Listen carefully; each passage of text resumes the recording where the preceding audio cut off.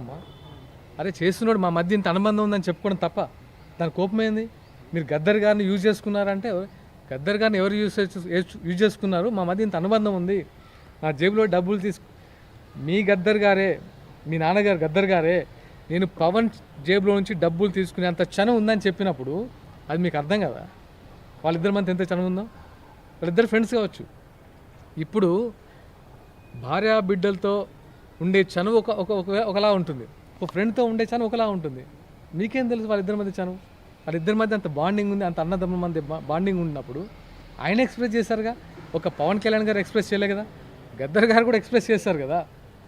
అలాగే ప్రకాష్ రాజ్ గారు చేసిన కామెంట్స్ పైన ఏమంటారు? గద్దర్ ప్రకాష్ రాజ్ గారి గురించి అదే ఆయన ఏ ఉద్దేశంతో మాట్లాడారు చెప్పండి? ఆయన ఏంటి, ఆయన కాంట్రిబ్యూషన్ ఏంటి? ఆయన కాంట్రిబ్యూషన్ ఏంటని అడుగుతున్నాం. అది ఎందుకు క్వశ్చన్ చేయడానికి? మేము ఒంటరిగా వస్తాము, పొత్తుతో వస్తాము. నువ్వెవడే అసలు? నువ్వెవడు? నేను చెప్తున్నాం, నువ్వెవడు? నీ క్వాలిఫికేషన్ ఏంటి? మీకు నేను ఎందుకు చెప్పాలి? పవన్ కళ్యాణ్ కాదు, మాకు చెప్పని మమ్మల్ని అడుగుతున్నాడు కదా పక్ష. మేము ఎలా వస్తాం, మీకేంటి? నువ్వెవడు అసలు? ఫస్ట్ నువ్వెవడు? ప్రకాష్ రాజ్ అంటాడు ఎవడు? నేను ఎందుకు సమాధానం చెప్పాలి వాడికి? నేను ఇదే అడుగుతున్నాను. ఎందుకంటే ప్రతిసారి నువ్వు ఎక్కడికి వెళ్ళినా, ఏ దేశంలో ఏ మూలనైనా సరే, ఎవడు హ్యాపీగా ఉన్నా సరే వాళ్ళని కెలికి వాడిని ఏదో రకంగా విమర్శించి, నువ్వు అసలు ఏ రోజైనా షూటింగ్కి కరెక్ట్ టైంకి వచ్చి, అసలు ఇండస్ట్రీలో నీకున్న పేరు నీకు తెలుసా ప్రకాష్ రాజ్ గారు? నువ్వు ఎంత సహృదయుడు ఒకసారి మీ ఇండస్ట్రీ వాళ్ళు చెప్తున్నారు కదా, నీ పక్కన యాక్ట్ చేసిన వాళ్ళు.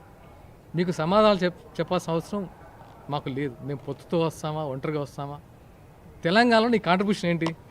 ఏం ఉద్యమాలు చేస్తావు నువ్వు సాయుధ పోరాటం చేసిన ప్రకాష్ రాజ్ గురించి చెప్తాం. తెలంగాణ సాయుధ పోరాటం చేసింది ప్రకాష్ రాజ్ గారు. తెలంగాణ రజాకార్ మూవ్మెంట్ తీసుకొచ్చింది ప్రకాష్ రాజ్ గారు.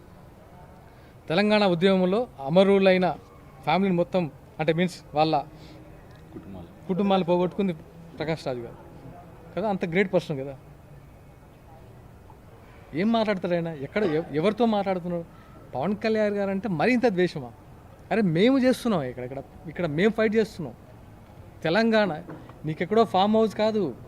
తెలంగాణలో 40 సంవత్సరాల నుంచి చూస్తున్నాం మేము, చిన్నపిల్లప్పటి నుంచి.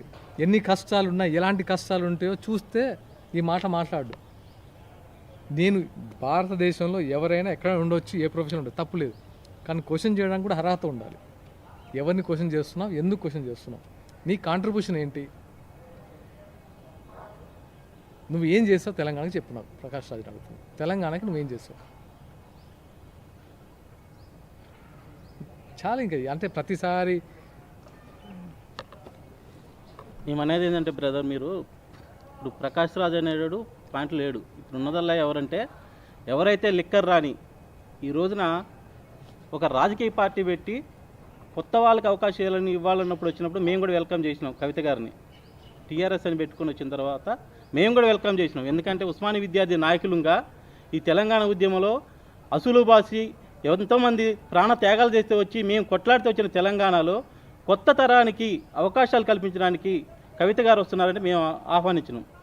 మేము ఒకటే అడుగుతూ ఉన్నాం కవితమ్మని, నువ్వు కవిత నుండి కవితమ్మగా మారినావు, ఇప్పుడు మీ కవితమ్మ నుండి